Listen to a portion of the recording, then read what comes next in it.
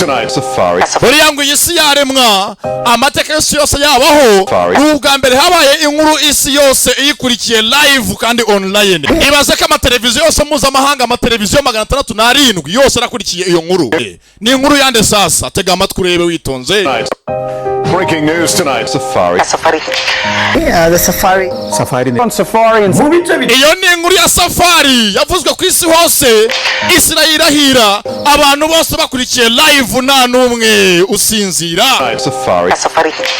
Yeah, the Safari. Safari on Safari and mu bice bitandukanye abafite amatelefone y'agaciro urasanga nta kindi kimirirwa imbere ari ukureba inkuru ya Safari.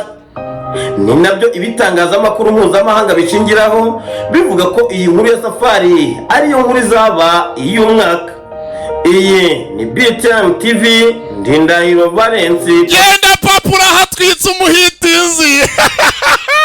Iyi ni BTN TV, Ndindahiro Valence papi. Sasa ni nkuru bwoko ki? Habaye iki? Byagenze bite? Geza mu kirere, satelite, mbari ya mbari, amahanga yose akurikiye. Hari inkuru yabaye umunsi umwe, amahanga yiforowinga. Ba mu kirere manuka hasi. Iyi ni GT Business Group nk'ibisanzwe.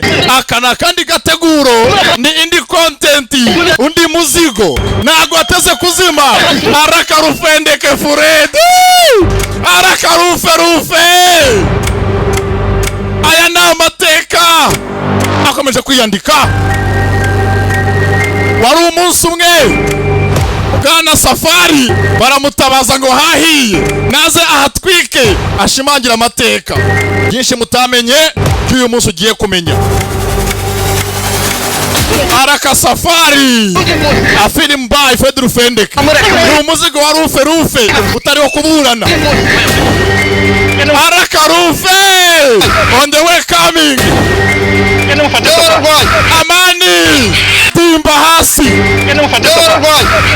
Araka Rufe uko na subscribe Rufe today. Amani timba hasi ni inkuru ya Safari mutamenye, inkuru mutamenye umateka.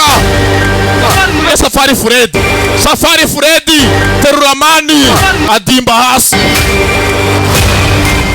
niko kabi. Mbibutse iyi ni filime bayise Operation Safari.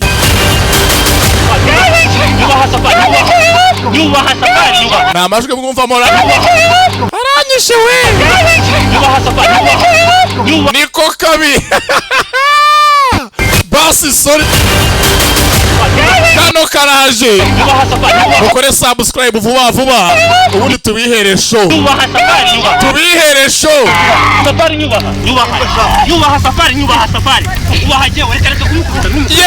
yewe ga hano hazasha. News tonight.